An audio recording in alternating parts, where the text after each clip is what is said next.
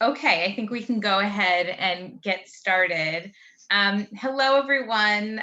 Thanks so much again for joining. My name is Rachel Ryan. I am a coach in our career development office.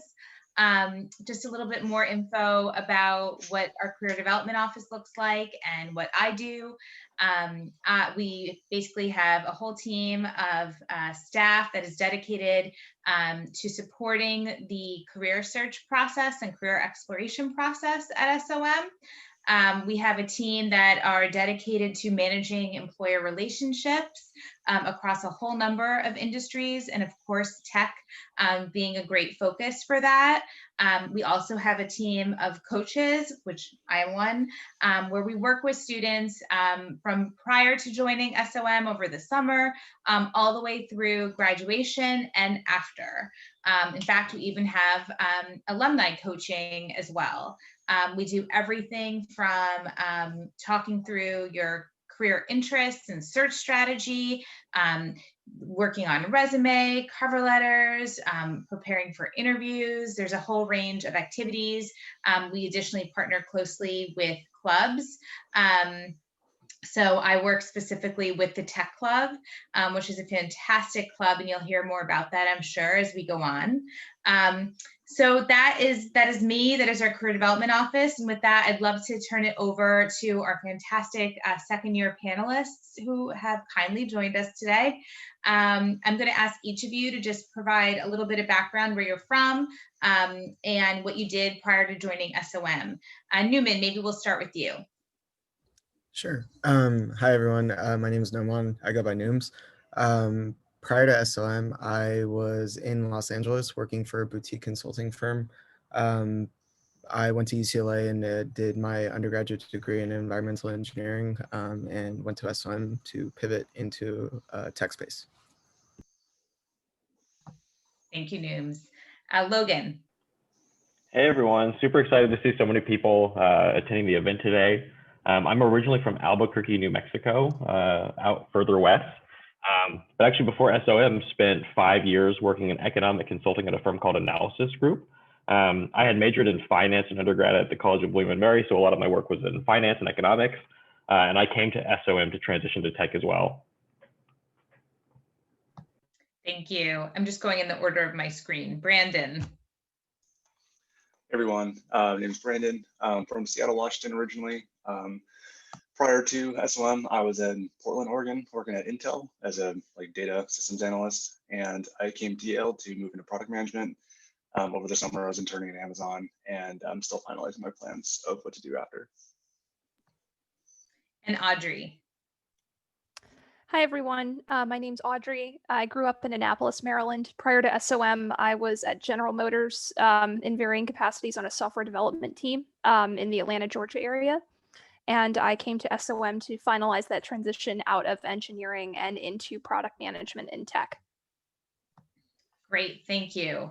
I'm going to just spend some time asking the group some more questions related to their backgrounds and their work experience and their time at SOM, and then we're going to have most of the time dedicated to hearing from you and your questions. So my first question for the group is why you chose to join SOM specifically. Maybe we'll go reverse order this time. Audrey? Sure. I chose to join SOM specifically because of the focus on business and society. I think tech is plagued personally with some real, ethical conundrums that deserve time and effort and study and discussion. And they shouldn't be bulldozed over in the name of innovation. And I felt like Yale SOM was particularly well suited to consider those questions and to teach us to consider those questions. I didn't want to move into product management with the mindset of moving fast and breaking things. I wanted these ethical considerations to be around me in every form, whether I'm taking accounting or studying economics or prototyping something for Innovator. I wanted that to be the environment I made that transition in. That's why I chose Yale. Thank you, Brandon. Yeah, so there are different angles. So the biggest thing that brought me to SOM, I think, thinking back, was really that it just made me the most uncomfortable. I think just in the mission statement and the passion from like the students, it felt very real to me and very different than a lot of the other schools that I've been interacting with. So I actually kind of chose SOM on kind of like a leap of faith, and I've been really glad that I made the decision. That, like, I've been able to grow in ways that I don't think I would have been able to do in other places. Thank you. Logan? I'd really echo actually what both Brandon and Audrey said. I really find a lot of value in kind of analyzing things holistically and also from a societal perspective. You can even see that in things like The Social Dilemma. Like for me, that movie is kind of representative of how we think about problems at SOM. The other thing, honestly, though, is just generally the vibe I got from the students when I myself was a candidate and a prospective student. I feel like SOM does a really good job of just like finding and like attracting people who are very empathetic and they care about the people around them. And that in particular really stood out to me as I was going through the process. And now that I'm here. I would echo that as a coach who gets to work with students. It's a great point, and I think really rings true. Nooms? Yeah, so I'm going to reiterate everything that everyone else said. I was around 3 applicants, so my decision matrix was just a little bit more short, and I had to be a little bit more quick about it. But I think one of the things that really stood out about Yale versus other schools is that when I was speaking to alumni, I could just sense that there was a different sense of just caring. I think everyone was willing to just drop everything. And if you talk to one person, they would put you in touch with 2 other people, and those 2 other people would give you another big perspective. And then beyond that, I think the algorithm works. I think we really put ourselves in kind of like this melding pot of just people that like really care beyond just the bottom line. And that might not be indicative of what your short-term career might be, but long-term, I think everyone kind of has this sense that I want to go back and make sure that I'm helping, do something beyond just making money. So. Great. And now shifting a little bit more towards career, where did you intern this summer? And what are your career goals for after graduation? Logan, let's start with you. So I actually interned at Google this summer on a team called Strategy Planning and Analysis. And that is sort of like a internal consulting team that provides analytical insights to different business partners across the organization. Was the second part of the question, you asked like what our plans are after SOM, just to clarify? Yes. I haven't fully finalized. I actually am pretty set on going back to Google. Just haven't actually signed the offer letter yet. Great. Audrey? Yes, I interned at Microsoft this summer. I was a PM in Microsoft 365 groups. I plan to pursue product management after graduation. I'm just still evaluating my options. Great. Nooms? Yeah, so I was a product manager technical intern for Amazon Web Services. Similar to Logan, I'm kind of finalizing, the details of that offer. In the long run, I do want to explore opportunities with product management and health and technology. And Brandon? Yeah, so just like Nooms, I was also a technical product manager with Amazon and Amazon advertising. So after SOM, I'm still also considering other options, but I'm strongly considering returning back to Amazon. Great. And I should mention, by the way, sorry if you hear some faint construction, there's construction a few floors below me, so apologies for that. But I should also mention that we have a pretty tech-heavy group here. We have such a range of students in terms of their interests, ranging from technical, non-technical, across so many different functions. So I'm sure you'll hear more of that from the group as we go on, but I just wanted to kind of chime in with that. Last question from me, and then I'm going to really kind of source questions from the group. So which career sources did you all find most helpful? And maybe we'll kick it off with Nooms.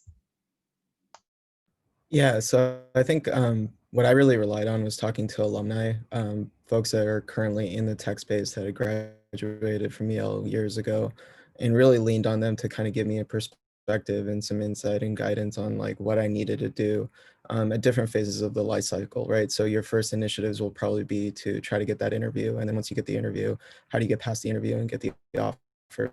So I think those were pretty, reaching out to those folks and having a constant relationship with those folks throughout my recruitment. Great. Brandon? Yeah, so similar to Nooms. Like in particular, I remember with like Google, they came out and they gave like a huge spreadsheet of alumni who had opted in to like talk with us. That was super helpful. I was on a bit of a different timeline because I was with the consortium, so we do some early recruiting, and a lot of some of the resources I leaned on pretty heavily were with CDO. I met a lot with my career coach, Michael Ellie. He did a lot of stuff with all of us, getting us prepped for interviews and behaviorals. Additionally, I think just as a whole, like Tech Club is very helpful. We have a lot of resources. We do a lot of programming to get people up to speed to interview for tech. Great. Audrey? I want to second the importance of Tech Club, especially in my recruiting journey. Coming as someone with a pretty technical background, it wasn't so much that I was worried about building up subject matter expertise in the industry as I was worried about positioning myself as a strong MBA tier candidate for these roles. There's a lot of concern around that, right? You know, someone transitioning from engineering to leadership facing to people facing, is that a transition that's, you know, sustainable and viable for this person? And I found that both the current students, you know, like the second years in my time as a first year, you know, who had made transitions like that, and the materials they provided as part of Tech Club leadership were invaluable in understanding, you know, how to leverage the experience I already had for successful results in recruiting. Great. And Logan? Totally echo what everyone has said. From CDO, I really relied on a couple things. One is the career coaches that everyone has talked about, and that's the dedicated staff that's there to talk you through like career search, career strategy, look at your resume, look at your cover letter, and give insights there. I also relied on a program called Career Advisors, and that's a group of second-year students. You're typically matched as a first-year student with someone in the particular industry that you're recruiting for. So someone in like technology was super helpful in looking over all my application materials.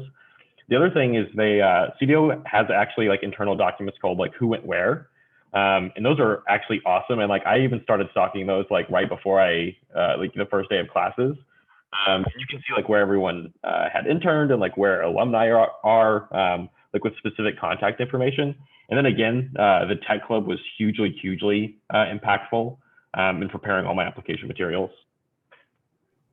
Yeah, and from a tech perspective specifically, though the CDO provides resources and coaches in an industry agnostic way, we did just recently do an event where we brought in an external group to walk through how to prep for technical interviews, and we offer resources for that. So where we don't necessarily have the specialization, we do work with the club to bring it in. And we just had that most recently, and we've done it for the last, for a while now, in consecutive years. You guys all touched on the Tech Club in different ways. I know we have some Tech Club leadership as well here. Can a couple of you maybe provide a little bit more of just an overview of kind of what you do in Tech Club and the role that Tech Club plays? I can start off with that. We're actually all leaders of Tech Club, so there's a little bit of a sampling bias here. I think we really see ourselves in like two realms. One, we see ourselves as a professional club, like that's a kind of a designation for clubs at SOM. And as such, like we want to give people the resources they need to succeed in careers in technology. And we offer a kind of a huge variety of programming actually as part of that. And Brandon and Audrey can maybe speak a little bit more to this. But one of our big things is product facing teams. And these are kind of specific tools and preparation to help you with Tech Club, with technology interviewing. We also do a huge amount of resume reviews and cover letter reviews, just to make sure that your applications are up to like the fullest extent possible. Outside of the kind of the professional side, we also view ourselves as somewhat of a social club as well, where we can connect people that are interested in technology and care about issues that are going on. And as such, we facilitate speakers and alumni engagements to talk about issues that are ongoing in technology.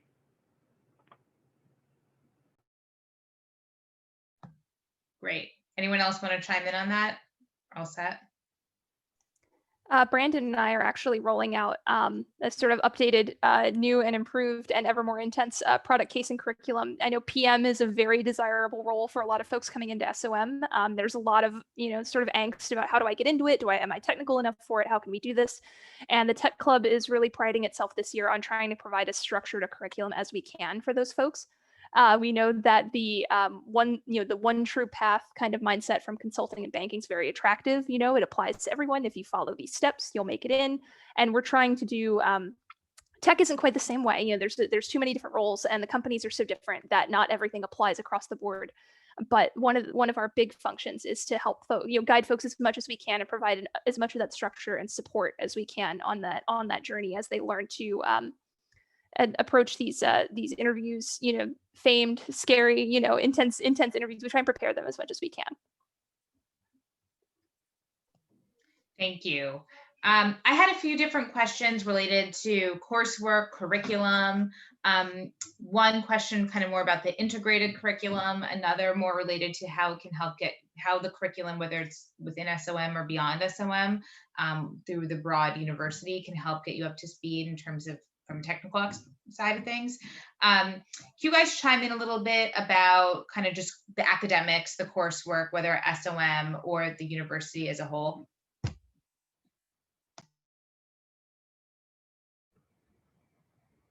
Yeah, sure. So I think as far as the core goes, I think it's structured in a very insightful way.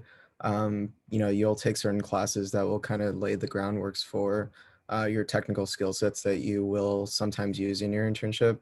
And then it just kind of builds on top of that, right? You'll get some perspectives from customer on, how to evaluate different cohorts of segments of people, which was super critical for me during my internship. And then, when you go into, the spring quarter, there's different classes and you can take extracurriculars on top of your core curriculum to kind of just supplement everything else together. So I think the design of it is very helpful, and it's very integrated based on, how you can use it in your internship. Great. I'm going to move on unless anyone else has anything to add on that. No. Okay, cool. I had a good question around just what the tech recruiting process looks like and how you balance it all. So two big questions there. Anyone want to jump in on that in terms of the tech recruiting process? And I can chime in on this too, from the CDO side. Sure, I'll dive in. There's two very main components, I guess, to tech recruiting. When you break it down, you have big tech, which is Google, Microsoft, Amazon, large companies with a large history that may have a large alumni base and a large investment in coming to build relationships with us and with first year talent very early on. And so that comes earlier than you expect. Especially if you're undecided, if you're trying to balance your time between maybe looking at consulting or looking at banking, which are two very large and competitive industries that kick off pretty much day one. It helps to come in knowing what you're going for. Let's put it that way, as far as knowing what to prioritize and what to go for, because that big tech sort of push, right, that happens in the front, that's front loaded. And a lot of folks who may decide later might come in and go, oh goodness, yeah, I missed a whole bunch of info. I'm starting, weeks behind other people. Yikes, if only I'd known or made my decision earlier. So it's just something to keep in mind when you're evaluating your options, right? I don't want to push you one way or the other. But that's not the only part of tech recruiting, right? Like that seems like a big, an attractive push, and everyone's trying to get these, very desirable roles at the big companies. But then there are so many other companies that are incredibly strong, that are wonderful places for SOM talent, and are actually especially friendly to people pivoting in maybe without as much of a technical background. Maybe you were in the digital space of consulting and you're trying to make that sell, right? That you want to move to PM and that you're qualified to do this. And many of those companies hire a bit later in the year, maybe in late winter or spring. That's when they start putting out feelers. So you sort of you need to be able to prioritize what you're looking for and know, are you going for big tech? Are you looking for something more suited, to your transition or your path, maybe ed tech, fintech, right? Getting more specialized, and be ready for the effort that will require, if it's big tech, then you're going to be fighting, the pressure of fall, right? As a first year, it's going, you've got a lot going on. Everyone's doing everything else. What do you do? How do you prioritize that? But if you're targeting smaller companies, you have to be ready to sort of, grit your teeth and hang on while watching other people get offers and wonder, wow, will there be any jobs left for me? I think it's just the biggest piece of advice I can give about the whole process is sort of be true to yourself and what you want, and that will steer you through. I'll chime in on the CDO side a little bit just to kind of give you a sense of what it looks like. Yes, and Audrey, I'm glad you pointed out too, some startup opportunities. It's not all kind of large tech companies that students get exposure to. Before you formally start at the end of orientation, we actually have a day dedicated to giving you exposure to all kinds of industries and functions. We call it career immersion, where we literally have all day panels of alum who graduated over the last few years, who talk about what their life is like, what their day is like, across all different industries and functions. And within tech specifically, we really make it a point to give students exposure to a wide range of opportunities, whether that's large tech companies, startups, opportunities outside of the US, all different functions. We've heard a lot about PM here, but also strategy roles, finance roles, HR roles, marketing. There's a whole range. And so that really starts immediately. And we really, really encourage students, Logan kind of referenced the who went where, to really just take the time to explore. Students can set up endless appointments with us. I mean, there's no cap, where we work through what they're thinking, how their interests are evolving. And we just really encourage a lot of exploration in the beginning. We have a wide range of employers come and do different presentations, what we call coffee chats, networking events throughout the first semester. And for the most part, interviewing doesn't start for internships until after winter break, with some limited exceptions. So, you know, we really, really, really encourage exploration. If students come in with a very specific interest, we really try and empower that. We're not asking people to kind of pick a lane or to fit neatly into kind of one very specific area of interest. Everyone's search looks different, should look different, because everyone has their own interests and ultimate goals. So that's really kind of how we approach that. Anything to add from the group on that? I'd say one thing we always say is that it's a marathon, not a sprint. And that like people can kind of get overwhelmed, especially when they see like people in consulting and in banking, like doing all these like copy chats and things, whereas tech is much, much more spread out. And so it's always just like helpful to keep in the back of your mind. The other thing that I think is a big misconception, there was a part about balancing everything. I think like seeing like the first years and like remembering the experience myself, there's kind of a misconception that the academic side isn't going to take as much time as you think it would. I feel like all my friends across all MBA experiences, the academic side is a large amount of work. And so you have to really think about what your priorities are in terms of academics, schools, and social life. So to Audrey's point earlier, it really helps to know your priorities coming in. Yeah, and one last thing I'll add to that too is we have a lot of students too who test an area of interest over the summer.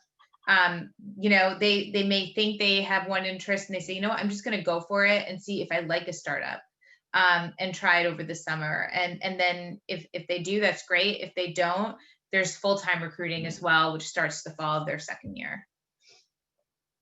Okay, let me just transition to the next question. Oh, this is interesting. Were your internship experiences online or in person? And if online, how did this change your experience? Yeah, so all of our internship experiences were online. That wasn't part of the plan, obviously, but everyone, you know, had to make that transition given everything that's going on. It's hard to benchmark because we don't necessarily know, you know, what it would look like. But I think for the most part, tech is really interesting because I think they make the transition more seamless than maybe other industry types do. You know, even if you were to be working, you know, at your location of where your internship was supposed to be, you'll use features like Zoom and Chime and whatever other video conferencing tools, whatever the video conferencing tools that they have. So I don't think that the tech experience was any diminished. Yeah, chime in too. So additionally, like my team with Amazon, so they're mostly based in New York, but we had a lot of people in Seattle. Like my buddy was in France, like my mentor was in London. So we were already pretty much doing things in a distributed manner. like Nim said, nothing really changed too much outside of just not being able to like have lunch with my manager and my close team. One thing I'd want to touch on, I was obviously also remote with Microsoft, and their MBA interns typically go out to the Redmond, Washington headquarters. And something I feel like that I did miss out on, and it's, it's the circumstance, right? I don't mean to point fingers at anyone, but when you're evaluating full-time offers, right, this comes into play. The internship's supposed to be this trial run, right, of you as a full-time employee, and for you to trial run the company and the area, and even neighborhoods, right? Just get a sense for the place that you might be living for the next few years. And I do wish there was some way to replicate that. And with virtual internships, I do think you miss out on that. But there's honestly nothing to be done about that. Just something that I thought was worth commenting on. Yeah, it's definitely always easier to be able to read the room when you're physically there and can kind of, have hallway conversations and all of that. But I will say, kind of echoing the group on the CDO side, we've seen a lot of offers. We actually saw a lot of full-time offers, even, at the height of when COVID initially hit last spring. We have had a full calendar of company events this fall. And I think tech is a particularly unique place to be. I think that's a really good point in all of this. It's been kind of amazing to see how companies have just adapted and how you all have adapted as well. We had a question about are there any experiential learning opportunities which help develop skills from a tech point of view? Nooms, I see you nodding. Do you want to chime in on that one? Yeah, sure. So we kind of communicate this to our club as well. And this goes back to what Logan was saying about kind of the things that Tech Club at Yale offers. So we advertise a lot of hackathons and just ways to really kind of get your feet wet if you don't have the experience that you're looking for or kind of want, essentially. So I know a bunch of us participated in the Adobe Analytics Challenge at the beginning of the year. Basically, that was a great way to kind of take a large data source and start doing some data visualizations using Adobe's, basically what their version of Tableau is like.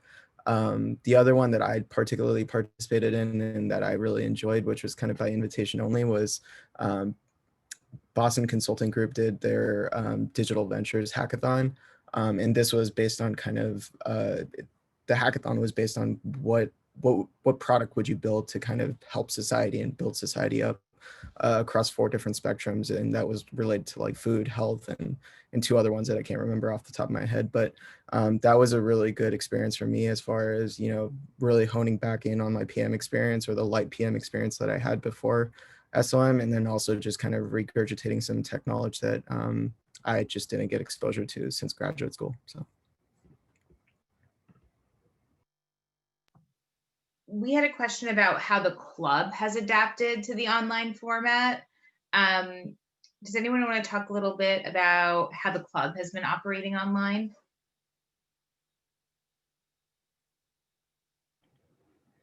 To be honest, it hasn't been like that significantly different, I'd say, than what we had done in previous years, like, to be completely honest. We do all of our club meetings virtually now. They run very kind of seamlessly. We have had to be like a lot more intentional about like the community building aspects of things and kind of the one-on-one relationships. Typically people come to us like in the hallway, or, you talk to people right after a meeting. Now we schedule kind of a lot more one-on-one appointments with students, particularly when we do the resume reviews. So probably that part has changed the biggest. The product tasting teams are also being run completely virtually. And they've changed that a little bit, where they actually kind of have like a main meeting on Friday nights, where last year it was actually a little bit more distributed. But honestly, I feel like it's been more of a seamless transition than we were all even like anticipating. Like when we were planning for this year, we actually planned it kind of before COVID. We didn't know what to expect. And now we found things are actually running pretty smoothly. The additional comment too on what building on what Logan said, with the product case teams, because we've had to go virtual, we've been more diligent about trying to do new things, especially with the technology. So something we rolled out with the product case teams is kind of like a cloud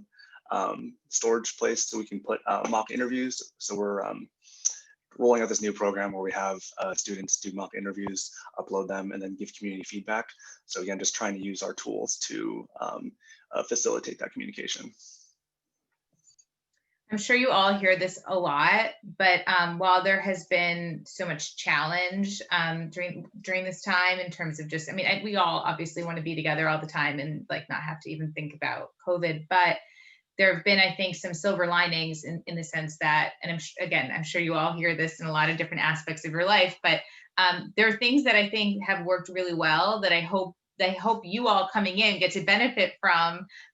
You know, just like the most simple example in terms of my team is that now we've been coaching super early, late at night.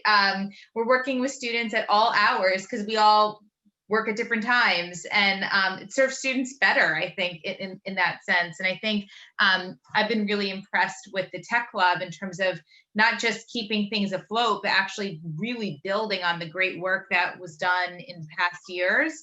And so, I'd echo that for other clubs as well. So, so hopefully there's a lot that we can learn from this time and bring with us when we don't have these limitations. Next question. What are the options and opportunities for those working at the intersection of tech and in other industries? So for example, education, health, public policy, and actually the Tech Club, you guys I know even have kind of groups under Tech Club with additional specialization. Do you guys want to talk about that a little bit and how you partner with other clubs as well?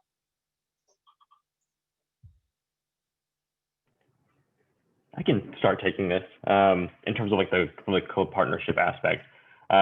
Within tech, there is just a huge amount of ways that you can go, not even just across companies, but also within companies.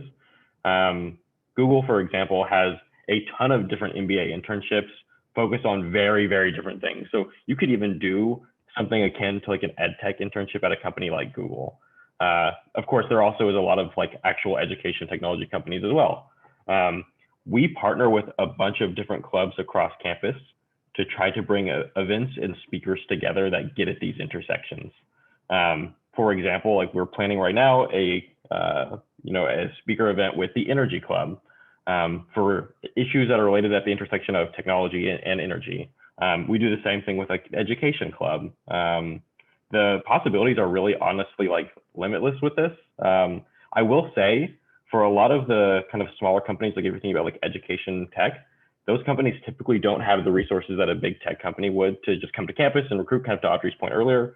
And so we really see that facilitation through CDO and also through just alumni engagement and us reaching out to them because they themselves as a company don't have the resources to put together this, big recruiting event. Just to build on that too, I think you're getting a slice of what kind of clubs are available at SOM. I mean, obviously Tech Club is one of the major clubs at SOM, and we do a lot of different things programmatically, like Logan was mentioning. But you have an educational club, you have a fintech club, you do have underneath us, like Rachel was saying, we have digital health club. So you have all these emerging things, and I think one of the things that's important to recognize that anything that's tech right now or that's labeled as tech is becoming really murky, right? You can get into like real estate and tech if you wanted to.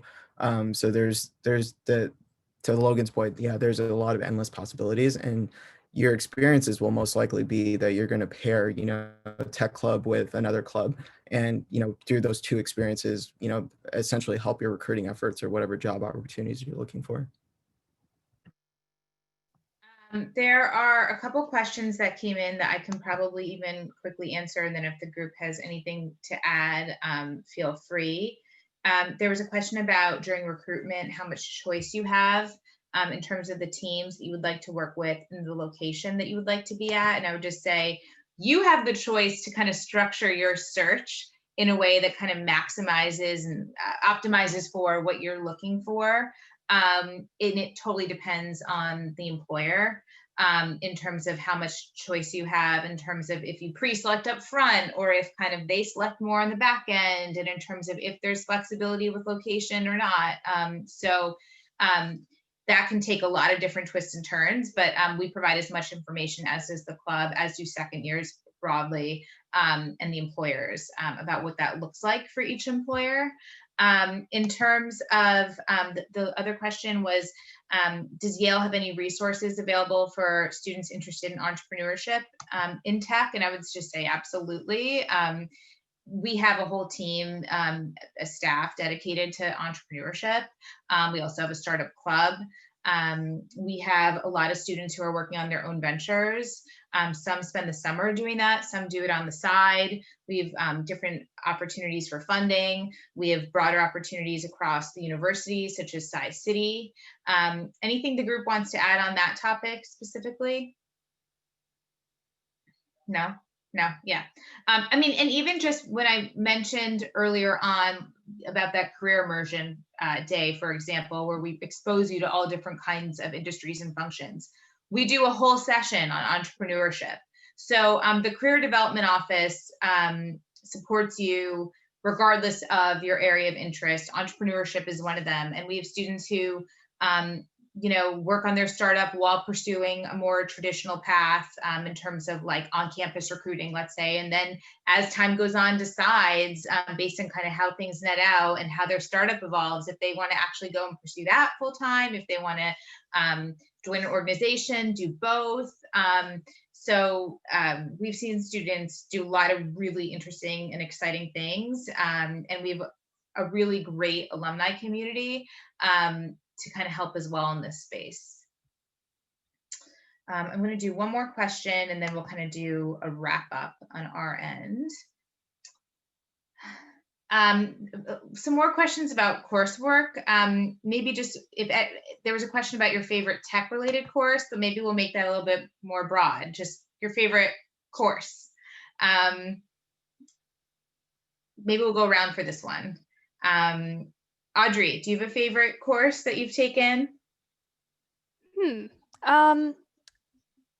I think Innovator might have to be the one that was most relevant to my recruiting journey. Innovator, it has a very particular way of teaching you how to think about problems.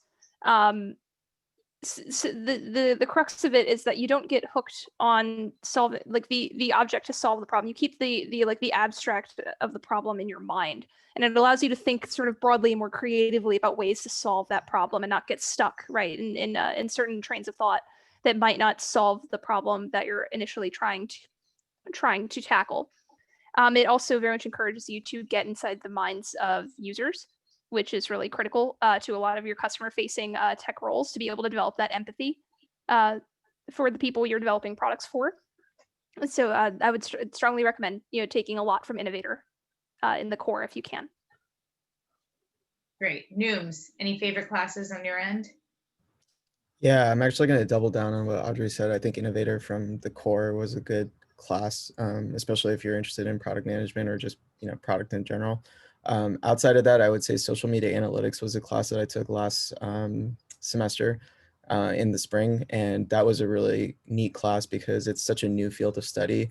It's taught by an amazing professor, and it actually had so much relevance to do with everything that's going on right now in the political landscape, and essentially taking a topic that you don't think has a lot of like technological teeth to, but if you start to peel it back, it actually can get really mathy and like super technical. So yeah.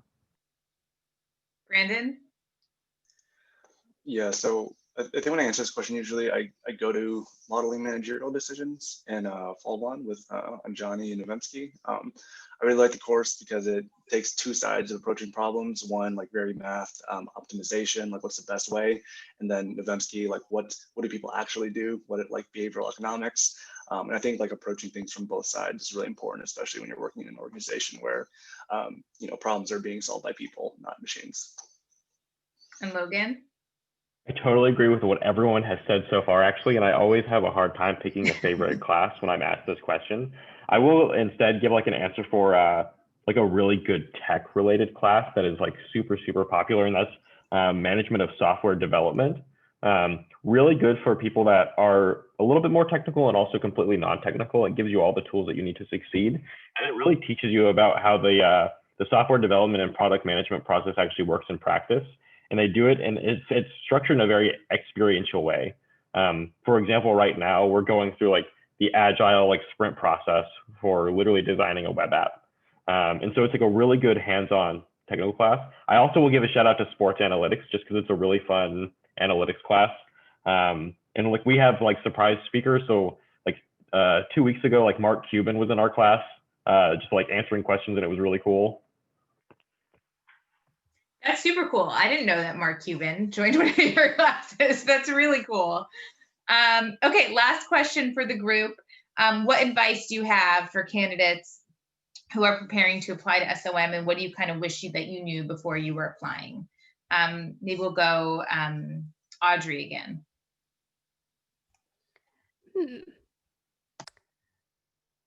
If I could give any advice on applying to SOM and the business school journey, it's do the work to really figure out where you're going and where SOM fits in to that journey. I know that sounds very like I stole that out of a self-help book, and you're probably tired of hearing it, from a variety of sources.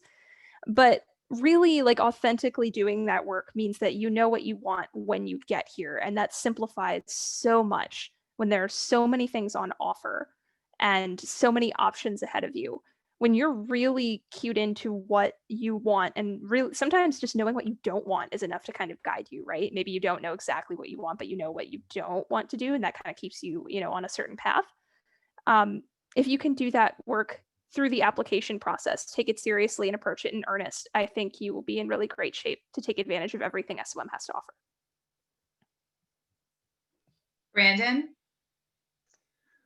Yeah, I think kind of similar to what Audrey said. I think like really like knowing what you offer, like what you can offer to a program, what you can offer your classmates, like knowing your story and not underselling yourself, I think is really important in crafting a really good narrative of how you can be a strong candidate in a business school.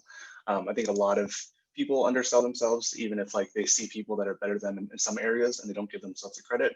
I think taking an honest account of the things you're able to do and the things that you've done will help in crafting your application. Logan? Completely echo again, Brandon and Audrey. I'd say really understand what your strengths are and know and kind of try to understand how you can leverage those strengths into what you want to recruit for. And also trying to be as clear as possible about what you want to recruit for, because it is true, like when you start a business school, everything starts really, really quickly. Academics start and recruiting starts. And the next thing you know, you're going to all these events and you can get really wound up in things. Having like a clear plan, like a clear action plan about really what you want to get out of the experience makes you more successful and more structured. That's great. Nooms?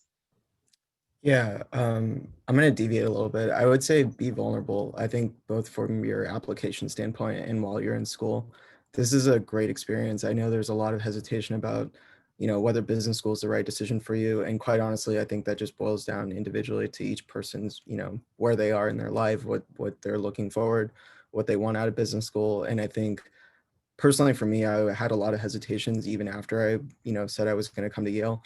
But I think one of the things that helped me a lot was that understanding that in the midst of anxiety, confusion, stress, whatever the case is, you're in the trenches with 300 other people. And that experience is, I don't think you can emulate that in real life, quite honestly. And I think being vulnerable and being open to any, just things that you would not necessarily expect is just going to make you a better person. The business school experience is not only just for the graduate degree, but I think it's a lot of personal growth too. That's great. Well, that wraps up our panel. Thank you so much to all of you for joining. Thanks to our fantastic panelists. I really hope that we get the chance to eventually meet and work with many of you. Wishing you the very best of luck in the admissions process, in the application process, wherever you are in that stage of the journey. And have a great day, and wishing you all the best. Thanks so much.